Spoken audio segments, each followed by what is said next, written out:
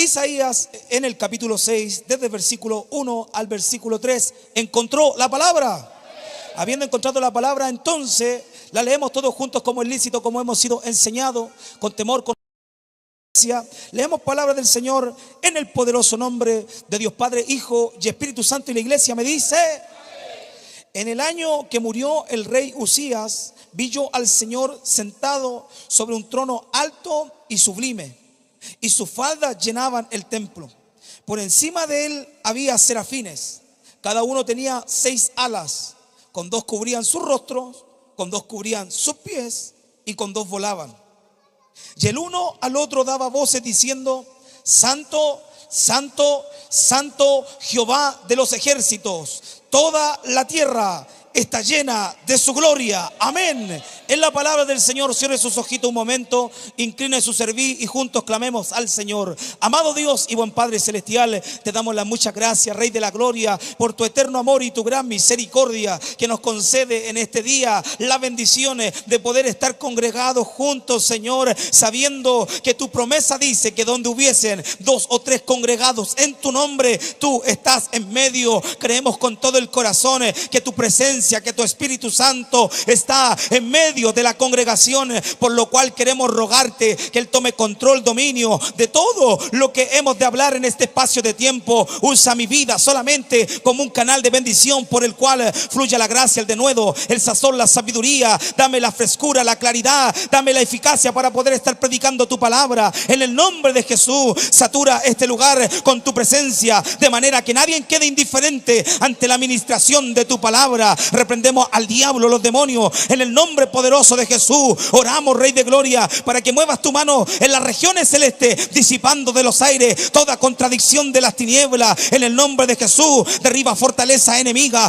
En el nombre de Jesús, derriba toda altivez, todo argumento que se levanta en contra del conocimiento de tu verdad. En el nombre poderoso de nuestro Señor y Salvador Jesucristo, atamos, dejamos sujeto cautivo todo pensamiento a la obediencia de nuestro Señor Jesucristo, creyendo, Dios mío, que seremos bendecidos, alimentados, fortalecidos por tu palabra, para gloria y alabanza de tu nombre. En el nombre poderoso de Dios Padre, Hijo y Espíritu Santo. Amén, amén, amén. A su nombre. Vamos, levante su manito arriba y dele fuerte la gloria al Señor. Gloria a Dios, gloria a Dios, gloria a Dios para siempre. Cristo vive. Amén. Tome su asiento, mas no se va del culto, por favor.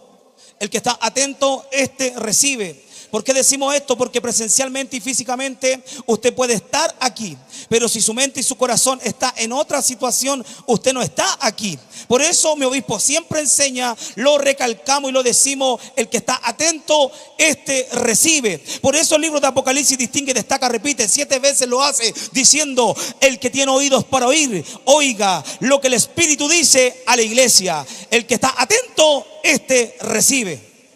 Y el libro de Salmo enseña: todo lo que respira, alabe a Jehová. Todo lo que respira, alabe a Jehová. Todo lo que respira, alabe a Jehová. Y si usted en esta tarde, a pesar de la preocupación, del dolor, del cansancio, de la enfermedad, si todavía puede respirar, entonces puede alabar a Dios también.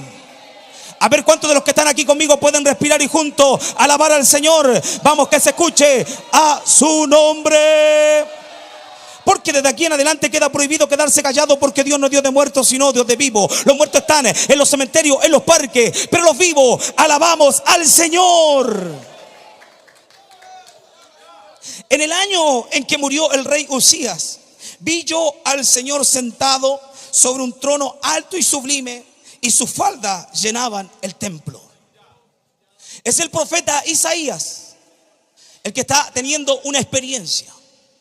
En un momento de luto, en un momento de preocupación, el día o el año en que muere el rey Usías, que si bien no fue un rey perfecto, fue uno de los reyes que hizo bien las cosas delante de la presencia del Señor. Fue un rey justo. Entonces Isaías está en la preocupación, está en el luto, está en el dolor.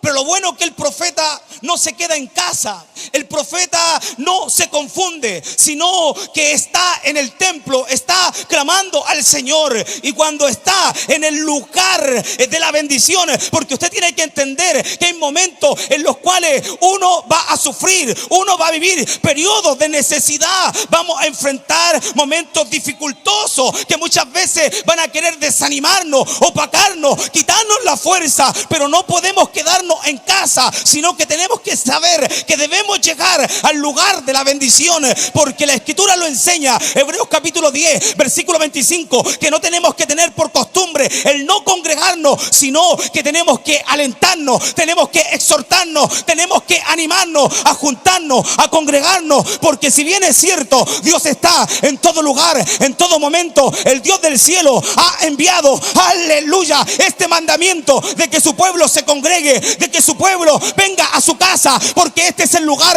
en donde tenemos un encuentro con Dios. Si bien es cierto, Él está en todo lugar, en todo momento, su gloria, su presencia, su bendición se desata en donde su pueblo se reúne a alabarlo, a bendecirlo. Habrá alguien que levante sus manos y manifieste alabanza al Dios que vive y reina. Entonces Isaías, como está en el lugar de la bendición, tiene una experiencia que cada uno de nosotros, no sé usted, pero al menos yo, este servidor, me gustaría tener experiencia de esa índole con el Señor. Porque Dios en su soberanía le permite mirar al cielo, porque ve al Señor sentado, que la palabra Señor en el hebreo es Adonai. Ve al maestro, al dueño supremo, total, absoluto. Lo ve sentado en un trono alto y sublime. Y lo que ve Isaías es que solamente el borde del faldón de Jehová llenaba el templo, que no era cualquier templo, que en lo histórico, en aquellos tiempos de la antigüedad, se conoce el templo de Salomón como una de las 7 maravillas del mundo antiguo. Solamente la falda, el bordón, cubría todo el templo, porque hoy entre nosotros hay uno que es más grande que el templo.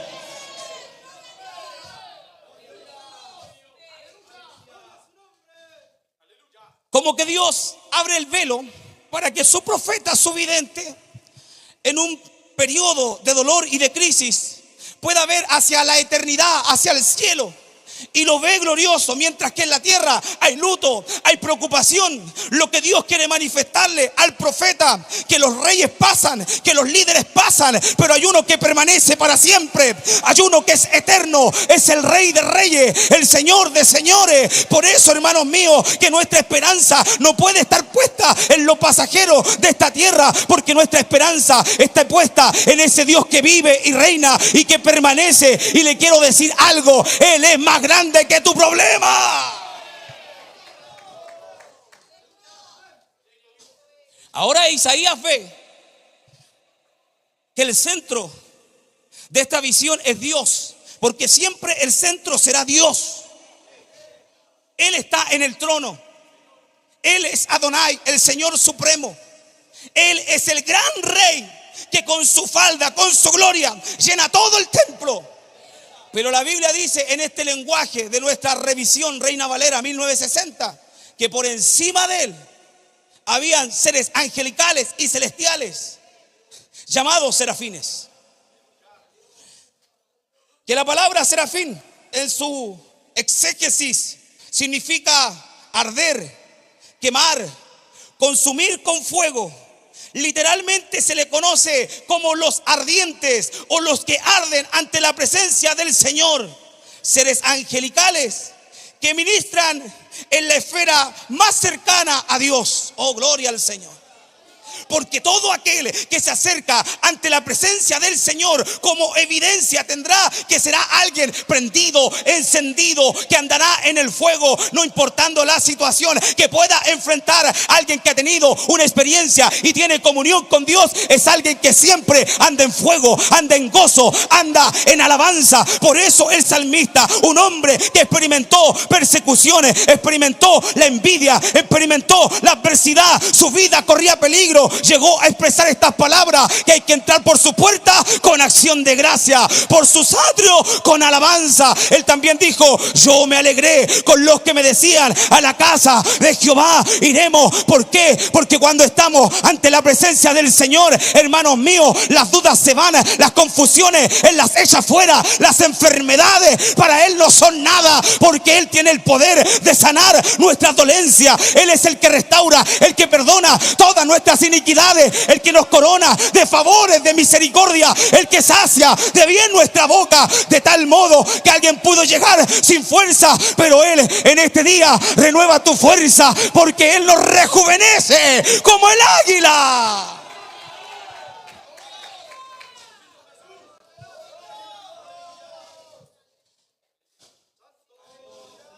El concepto por encima de Él es una ubicación que sugiere honor, exaltación.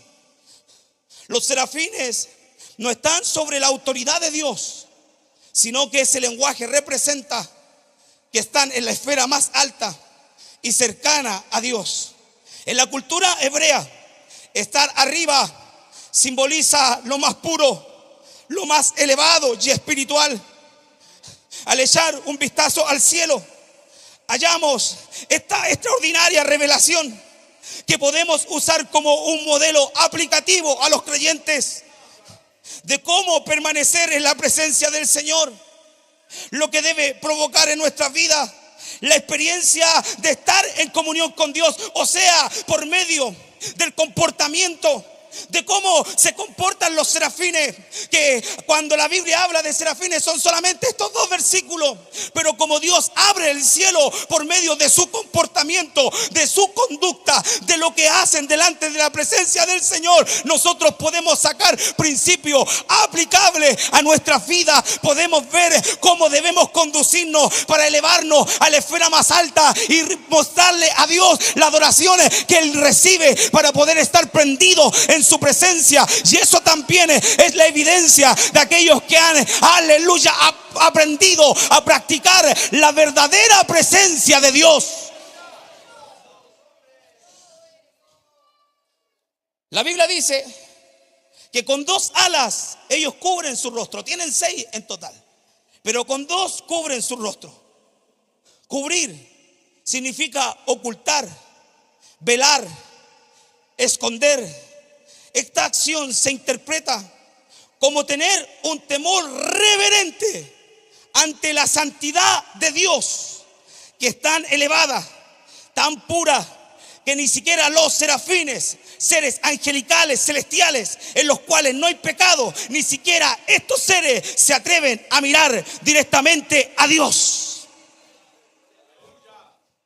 Con esto podríamos tomar el principio del temor reverente que ordena nuestras vidas, ya que nos alinea con Dios y nos aparta del mal. Como enseña mi obispo, el temor de Jehová es un freno que lleva al creyente a no pecar, a no hacer lo que desagrada a Dios. Si bien es cierto, vivimos en un cuerpo en donde hay concupiscencia, en donde se manifiestan pasiones, deseos, por los cuales a diario contendemos, luchamos para agradar a Dios. El que practica el temor no le da rienda suelta al desenfreno.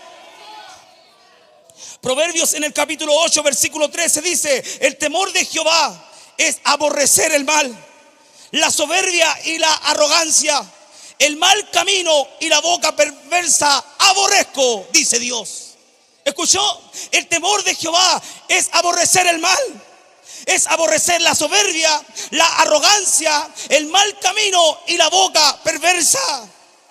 Mientras que Salmo en el capítulo 89, versículo 7 dice: Dios es temible en la congregación de los santos, formidable sobre todos cuantos están alrededor de Él, porque aún en el cielo Dios es temido, aún en el cielo Dios es reverenciado, aún en la esfera más alta de la santidad de Dios, los que están delante de su presencia le temen, lo respetan, lo reverencian. No sé si usted me está entendiendo, pero cuando nosotros venimos a la casa del Señor tenemos que entender que hay uno más grande que el templo. Ayer Jacob Jacob no lo pudo comprender. Jacob, que significa usurpador, mentiroso, era el patriarca por el cual Dios haría cosas, pero Dios tenía que trabajar en el carácter, en la formación, aleluya, de Jacob. Pero la escritura dice: y bendito el día en que Jacob despertó de su sueño y dijo: horrenda cosa es este lugar,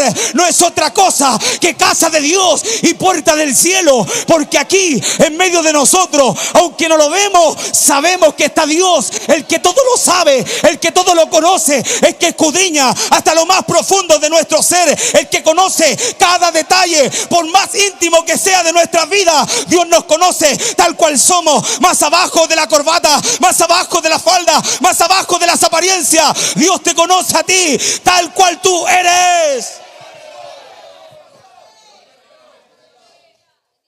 Temible significa aquel cuya santidad, poder y gloria causan reverencia profunda, asombro, temblor, respeto absoluto.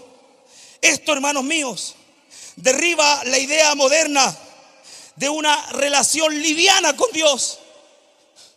Porque en donde no hay doctrina, en donde no hay formación, en donde la regla de fe no es la palabra del Señor, sino los pensamientos y la lógica humana, lamentablemente hoy por hoy hay muchos que creen que adoran y sirven a Dios, pero no es el Dios de la Sagrada Escritura. Y eso usted lo debe comprender. El Dios que usted sirve, el Dios que usted alaba, no es el Dios de su imaginación, no es el Dios el cual usted quiere sacarle un provecho. Es el Dios de la Sagrada Escritura. Es el Dios que se revela por su palabra. Y la palabra dice que nuestro Dios es amor, pero también es fuego consumidor. O sea, Él perdona, Él tiene misericordia, pero también no pasa por alto el pecado. Si bien es cierto, da oportunidades a aquel que no se arrepiente. La Biblia dice que Dios revela desde el cielo su ira contra toda impiedad y injusticia de los hombres que detienen con injusticia la verdad de Dios.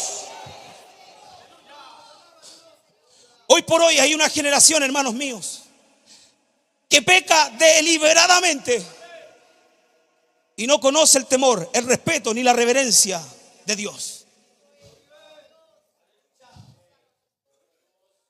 Mientras que nosotros, por experiencia, porque es el Dios más allá del texto, es el Dios que se revela. Es el Dios que cuando llegó a nuestras vidas tuvimos un encuentro con Él, porque a mí no me fascinó ni me sedujo un excelente sermón, a mí no me fascinó ni me sedujo una alabanza. Lo que a mí impactó mi vida, cambió mi vida, lo que cambió mi historia es que un día en mi necesidad, cuando estaba muerto en delito, en pecado, Él salió a mi encuentro, el poderoso, el gigante, el extraordinario, ese Dios que vive y reina, ese Dios que no solamente es palabra, es letra, sino que manifiesta su presencia, es poder que corta cadenas. Por eso Pablo dijo: yo no me avergüenzo del evangelio, porque el evangelio es poder de Dios para las salvaciones de todo aquel que cree. El evangelio no es solamente el mensaje, sino ungido, respaldado por la presencia del Señor, que cuando se mete a una cárcel liberta, que cuando se mete a un barrio, al traficante, al antisocial, al hombre violento, lo cambia, lo restaura, lo liberta. Aquel que se encuentra muerto en delito y pecado, el Dios del cielo le da vida y vida en abundancia.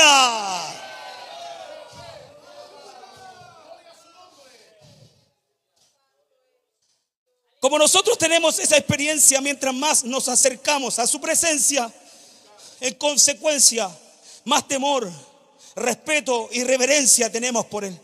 No sé si a usted le ha pasado, pero cada vez que el Señor visita mi vida para poder preparar una temática o para poder ministrar mi corazón y enseñarme esta clase de principios, cada vez me siento más responsable delante de su presencia.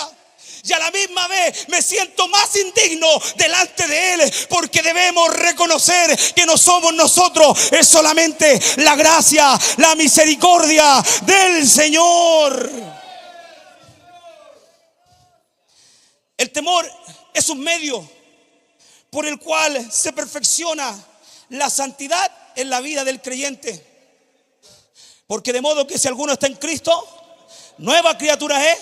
Las cosas viejas pasan, He aquí son todas hechas nuevas. De manera que este evangelio impacta nuestras vidas, pero también produce un cambio. Porque al que Cristo salva, le cambia su manera de ser. Al que Cristo salva, le cambia su manera de vivir. Al que Cristo salva, le cambia inclusive su lenguaje, su comportamiento y su manera de vestir. Habrá alguien que levante su mano y diga amén a la palabra. Entonces, cuando con disposición, aún en nuestras falencias y limitaciones, nos disponemos para esforzarnos y obedecer este llamado, se debe provocar una consecuencia, una evidencia de aquellos que un día nos conocieron. Todo comienza a cambiar. Por eso el temor es un miedo, es un medio por el cual se perfecciona la santidad de Dios en nuestras vidas.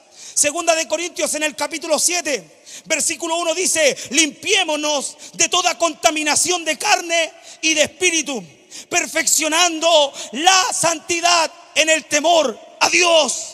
Porque no puede haber santidad sin antes haber temor de Dios. Y el que practica el temor de Dios, eso lo lleva a la santidad. Recuerde que este es un principio de salvación. La Biblia es clara, aun cuando haya teólogos, eruditos, ortodoxos que quieran contradecir la palabra. Hebreos 12:14 dice que hay que buscar la paz con todo y la santidad, sin la cual nadie verá al Señor.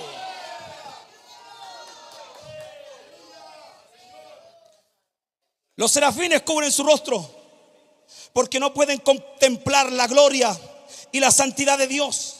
Pero en nuestro caso, aunque tenemos acceso al trono de la gracia del Señor por medio de nuestro Señor Jesucristo, ese acceso no elimina el temor, sino que lo enseña correctamente. Hebreos en el capítulo 12, versículos 28 y 29 dice: así que recibiendo nosotros un reino inconmovible, lo que hemos recibido, salvaciones, vida eterna, perdón de pecados, cientos de promesas que están disponibles para aquellos que caminan en obediencia. Si nosotros hemos venido a ser parte del reino espiritual que es inconmovible, que quiere decir que todo lo que Dios ha prometido, el tarde que temprano lo cumple, porque no es hombre para mentir, ni hijo de hombre para arrepentirse, porque Él es el testigo fiel, el amén. O sea, eso quiere decir que Él acelera todos los medios de su gracia para poder cumplir su palabra para aquellos que la creen, para aquellos que la practican, para aquellos que la obedecen. Si nosotros hemos recibido este reino inconmovible, la Biblia dice: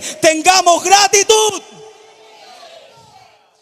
y mediante ella sirvamos a Dios agradándole con temor y reverencia, porque nuestro Dios es fuego consumidor. ¿Se fija? Que la gratitud no es solamente una alabanza, una adoración, una acción de gracia. La gratitud al verdaderamente agradecido con Dios lo lleva a un servicio, lo lleva a un compromiso de poder servir a Dios agradándole en todo. ¿Me está escuchando?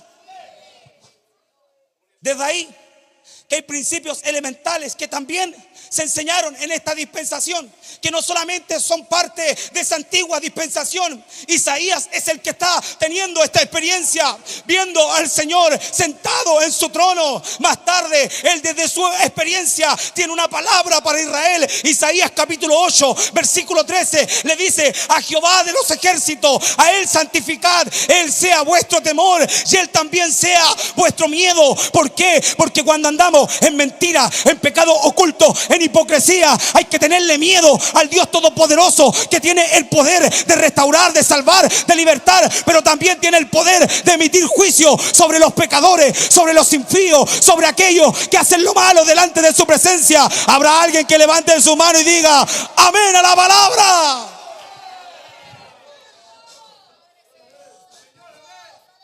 Por eso Pablo le dice a los de Filipenses capítulo 2, versículo 12: ocupaos de vuestra salvación. O sea, para Pablo era importante la salvación. Si bien es cierto, lo que Dios da no lo quita. Si descuidamos la salvación, la podemos perder a causa de nuestra negligencia, A causa de nuestra irresponsabilidad, a causa de nuestra liviandad, podemos perder las cosas que Dios nos entrega. Por eso Él dice, ocupaos y hacerlo con temor y temblor. Porque estos principios que son aplicables a nuestras vidas, que los sacamos de los serafines como un modelo, nos elevan a la presencia del Señor. Nos llevan a tener una relación constante con Él. Oh, gloria al Señor. Pero no solamente esto. La Biblia dice que con 2 alas también ellos cubrían sus pies. En el contexto hebreo, los pies representan la parte más baja, aquello que toca el polvo, la posición inferior de la criatura delante del Creador. Esto se asocia a la humillación, la indignidad y el reconocer, hablándonos del principio llamado humildad. La humildad bíblica nos recuerda que todo lo que tenemos, que todo lo que somos, que todo lo que podemos hacer proviene de Dios. Santiago en el capítulo 4 versículo 6 dice: Dios resiste a los soberbios, pero da gracia a los humildes. Porque el orgullo, la soberbia, que son males humanos que están en nosotros, nos colocan en oposición al Dios que le dice a sus discípulos, a ese maestro que le dice: aprendan de mí, que soy manso y humilde de corazón. Nuestro maestro es el máximo ejemplo de humildad, que caminó sujeto a la voluntad del Padre, que todo lo que hizo no lo hizo por las de él, sino que siempre estuvo sujeto a la autoridad del Padre. Como bien enseña mi obispo, hay que reconocer y respetar autoridad, porque el que se mueve bajo autoridad puede tener autoridad en medio de una generación anárquica, impía, rebelde, intemperante, que no se puede controlar. La Biblia enseña que todos los que están en la presencia del Señor, por consecuencia, algo de humildad tiene que haber en nuestras vidas.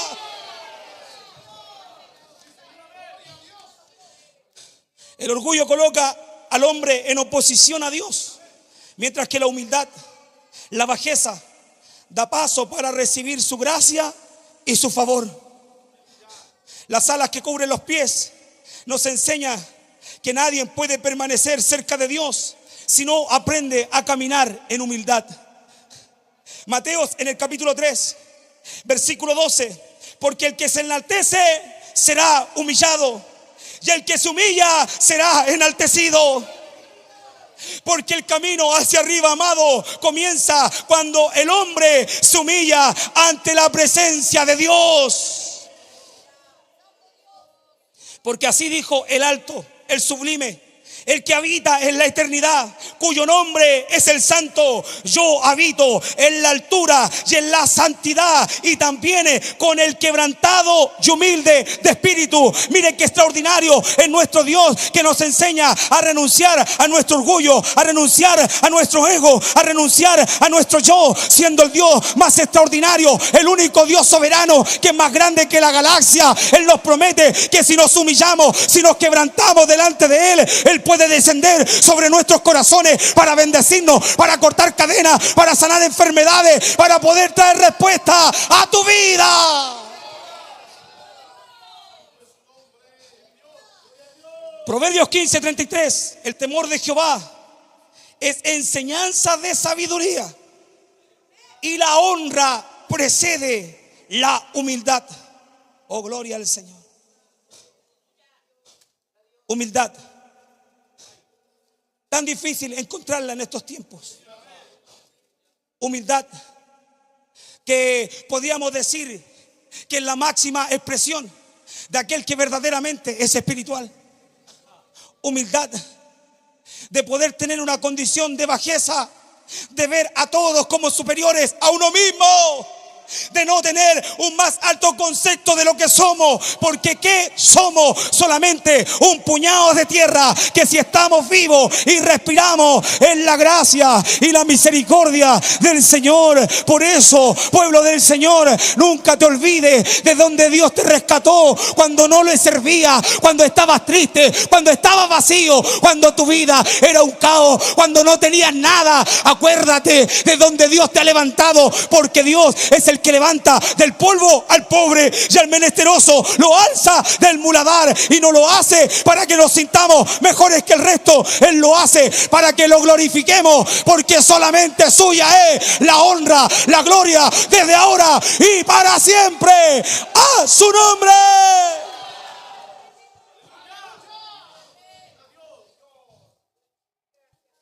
Número 3, con 2 alas volaban. Representa disponibilidad, servicio y obediencia. No diga tan fuerte amén. Porque todo el que ha tenido una genuina experiencia con el Dios del cielo y su presencia, en consecuencia se convierte en un siervo y una sierva del Señor.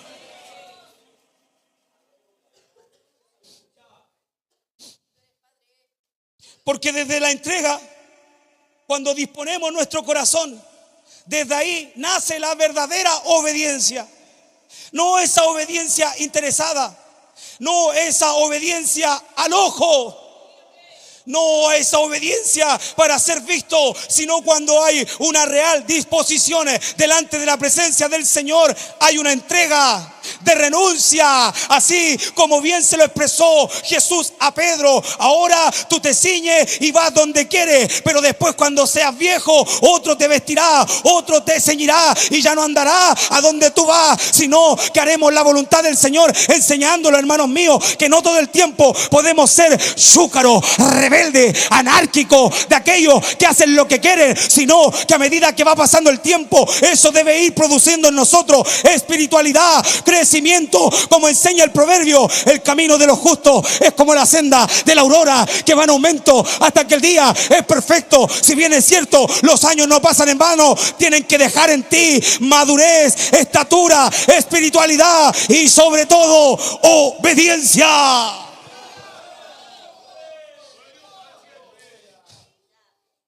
Jesús le dice a sus discípulos: si me amáis, guardad mis mandamientos. Porque con el Señor nos sirve que seamos románticos y no practiquemos lo que le prometemos. Porque puede ser que algún gato enamorado tenga engatusada a una joven. Usted sabe que cuando alguien se enamora, promete el cielo, el mar y la luna. Pero cuando empezamos a crecer, nos damos cuenta que el amor no vive de promesas, sino que el amor va más allá. Es un compromiso serio de amar, de honrar, de ser fiel. Y en este contexto, entre el maestro y sus discípulos, Él les dice también a nosotros hoy: si me amáis, guarden mi mandamiento. Si me amáis, está bien que me adoren, que me alaben, que levanten sus manos, que se quebranten delante de mi presencia. Pero yo exijo más: para que vuestro amor sea verdadero, tiene que ser práctico.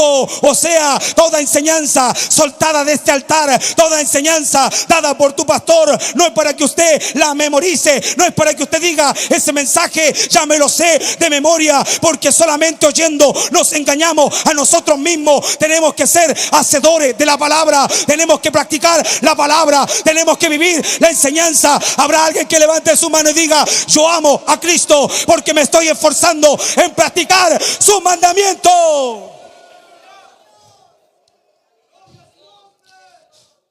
Si servimos al Señor, lo hacemos por amor, porque hemos experimentado su amor. El problema de estos días, hermanos míos, es que muchos desean la presencia de Dios, pero no desean responsabilidades ni compromisos. Quieren el fuego, pero no quieren ser mensajeros. Quieren gloria, pero sin obediencia.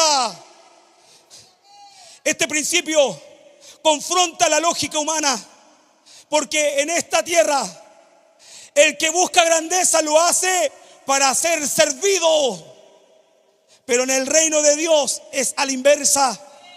Marcos capítulo 9 versículo 35: si alguno quiere ser el primero, será el último de todo y el servidor de todo. O sea, todo principio de grandeza es cuando nos bajamos de nuestro ego y disponemos nuestras vidas para poder ser servidores. Mateo 20, 26 y 27: mas entre vosotros no será así, sino que el que quiera hacerse grande entre vosotros será vuestro servidor. El que quiera ser el primero entre vosotros será vuestro siervo. Servidor, alguien que atiende las necesidades de otro. El grande es el que pone su vida al servicio de otros. Que usted muchas veces en este tiempo de redes sociales está siendo tan atacado el ministerio pastoral. Y no vamos a tapar el sol con un dedo. Es cierto que en este tiempo de apostasía hay engañadores, mercaderes de la fe, que con palabras fingidas a la gente la seducen para poder sacarle recursos, dinero. Pero el verdadero siervo del Señor, el que ha sido procesado, el que ha sido llamado, porque tenemos que entender que esto es por llamado. No es por currículum, no es porque tenga una buena dicción, una buena elocuencia. Nadie toma para sí esta honra, sino el que es llamado, como fue el sacerdote Aarón. Y al que Dios llama, lo capacita, lo forma, lo educa, no solamente doctrinalmente hablando, sino que le da un testimonio creíble para que su enseñanza sea dada con autoridad moral y no sea puesto en tela de juicio. Pero Dios también trabaja en el corazón del hombre, en el carácter del hombre. Es ahí cuando se cumple la profecía de Jeremías: daré pastores conforme a mi corazón, que los apaciencien con ciencia y con sabiduría. Porque el hombre de Dios, oiga, es un servidor. El hombre de Dios es un administrador, el cual tiene que ser hallado fiel. La escritura dice que debemos considerar su conducta, su testimonio, debemos imitarlo. Y no solamente eso, obedecerle, someternos, sujetarnos cuando vemos que su nombre de Dios. Porque hoy todos pueden criticar desde afuera, desde la banca. Muchos pueden criticar, pero no saben lo que ha tenido que vivir un hombre, un siervo de Dios, formado por Dios. Porque cuando Dios te llama, Él empieza a derribar todo tu orgullo, toda tu carnalidad, para hacerte un servidor. Te hace vivir procesos de dificultad. Póngase a pensar: hombres del vulgo, sin letras, sin educación, tipos como yo, sacados de una cárcel, que cuando no servía al Señor, cero educación. Y Dios, para poder poner una palabra, tiene que haber una disposición, tiene que haber una preparación. Porque en nosotros hay gente que no ha tenido esa experiencia de vivir un mundo de dolor, de vivir un mundo atado de droga, de andar amanecido por las noches perdido. Y nuestros hermanos merecen el respeto y la responsabilidad de que cada día que llegan a la casa del Señor, en los labios de todo predicador que se pare en un altar, pueda haber una palabra que alimente su fe, una palabra que levante su brazo, una palabra que diga: este es el mensaje que yo estaba esperando. Y escúchame bien, hermano querido, porque cuando nos acercamos al Señor en temor, en humildad, en servicio, podemos adorarlo a Él y Él derrama su presencia. Porque Dios es fuego que santifica. Ese fuego representa la gloria, la presencia del Espíritu Santo, que hoy está en medio de nosotros.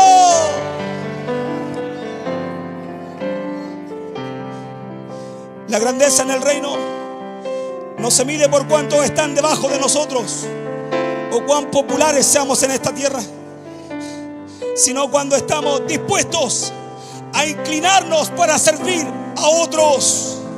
Haya pues en vosotros este sentir que hubo también en Cristo Jesús, el cual siendo en forma de Dios, no estimó el ser igual a Dios como cosa que aferrarse, sino que se despojó a sí mismo, tomando forma de siervo, de esclavo, hecho semejante a los hombres, y estando en la condición humana, se humilló a sí mismo, haciéndose obediente hasta la muerte y muerte de cruz. Y todo eso lo hizo Jesús por amor a ti, por amor a mí, por amor a nosotros, para que no lleguemos a los cultos decaídos. Si bien es cierto, vivimos adversidades, procesos, dificultades, tenemos que entender que si hemos practicado la presencia del Señor, su presencia nos levanta, su presencia nos afirma, su presencia produce en nosotros el gozo de la salvación, que a pesar de lo que tengamos que vivir en la traición, en la deslealtad, en la soledad, en la dificultad, en la necesidad, en el desierto, en la prueba, en la lucha, en el dolor, en la preocupación, el que tiene la presencia del Señor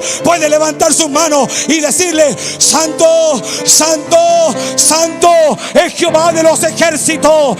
Toda la tierra está llena de su gloria, porque más grande que nuestro proceso, que nuestra enfermedad, que nuestro dolor, que nuestro problema, es este Dios que vive y reina.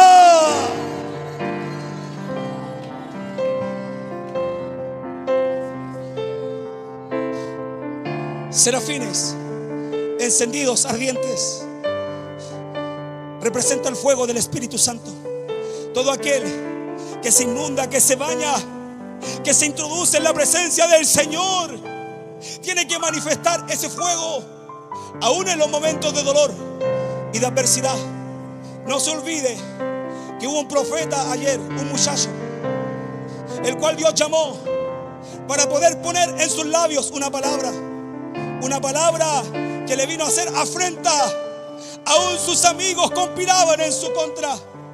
Fue tanta la persecución, la conspiración y la adversidad que enfrentó el profeta Jeremías, que en un momento, al igual que todos los que estamos aquí, porque no hay cristianos insensibles, todos hemos experimentado momentos de dolor, de desánimo, de frustración, de fracaso, de necesidad, en donde hemos mirado al cielo y lo único que expresamos son lágrimas que corren por nuestros ojos. Pero quiero decirle, hermanos míos, que de esos sacrificios el Señor se agrada, porque un corazón contrito y humillado el Señor no menospreciará. El profeta Jeremías vivió el dolor, experimentó la adversidad y estuvo a punto de desertar, pero en Jeremías 29 dice: no me acordaré más de ti. Le está diciendo al Señor: no quiero hablar más de ti. Pero oiga, en su corazón había un fuego ardiendo metido en su hueso, el cual trató de resistirlo, de sufrirlo, pero no pudo. Que te estoy diciendo que estás viviendo días tristes, que estás viviendo días de prueba. Si en tu corazón está la presencia del Señor, levanta tus manos, porque esa presencia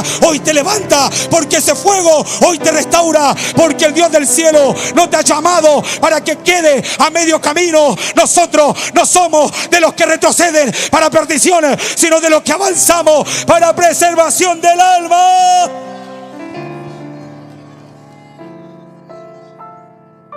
El creyente que vive cerca de Dios puede atravesar momentos donde sus fuerzas humanas disminuyen, pero la presencia del Señor siempre mantendrá encendida su vida espiritual. No te confundas, tú no estás solo. No te confundas, porque con nosotros hay uno que es como poderoso gigante.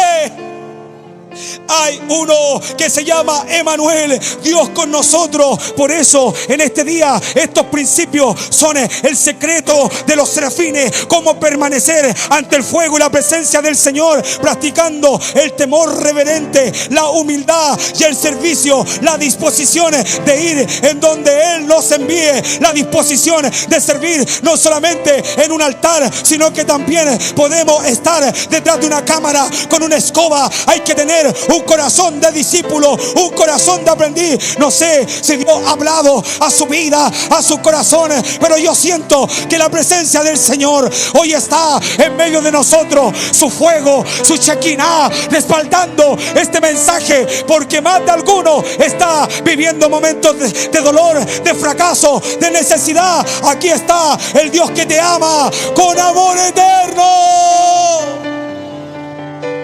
Así como los serafines, hermanos míos, están en disposición al servicio del Señor, al estar en su presencia. Cuando el profeta manifiesta su debilidad, el serafín no necesitó de la orden de Dios en el espíritu.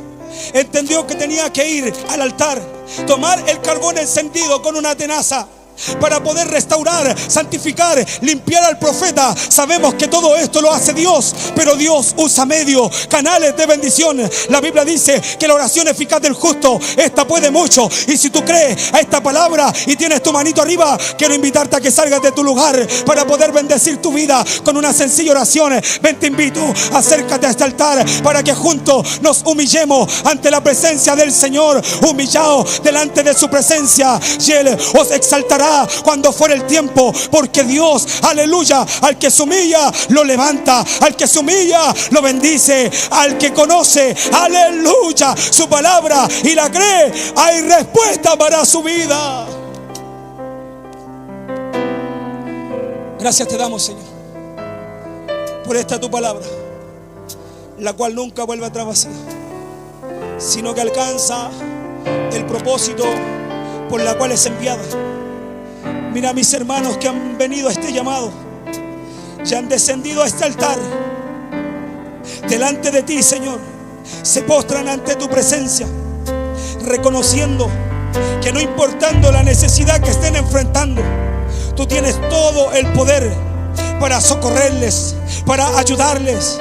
Yo te ruego, Dios mío, que seques lágrimas, que fortalezcas corazones, que te lleven la duda, que te lleven la amargura, que te lleven la tristeza. Si alguno ha pecado, abogado tenemos para con el Padre, a Jesucristo el justo, el cual descendió a esta tierra por amor a nosotros, y su sangre sigue fresca para levantar, para restaurar, para perdonar, para sanar, para bendecir. Dios mío, bendice a tu pueblo, bendice a mi pastor. Tantos años fue un canal, un medio de bendición. Muchas veces oró por mi vida. Hoy por fe, Señor, impongo mi manito sobre él, para que te lleve la dolencia en el nombre de Jesús, para que toques la zona afectada, Señor amado. Puedas desinflamar, Padre celestial, todo lo que esté provocando, Señor, este dolor, en el nombre poderoso de Jesús. Sabiendo también, Señor, que en medio de la debilidad, que en medio del dolor, tú nos haces fuerte. Glorifícate sobre nuestras vidas. Te necesitamos a cada instante, a cada momento, porque reconocemos que separados de ti nada podemos hacer. Ayúdanos, Señor, que estos principios que hemos aprendido de los serafines estén constantemente en nuestras vidas. El temor, la reverencia, la humildad, el servicio, las disposiciones, y que con ese corazón alabemos tu nombre, levantemos nuestras manos sabiendo de que tú, Señor, estás en medio de nosotros. Gracias te damos por esta linda bendición en el nombre poderoso de Dios Padre, Hijo y Espíritu Santo. Amén, amén, amén, amén, amén. A su nombre. Vamos, levanten su mano y denle la gloria al Señor.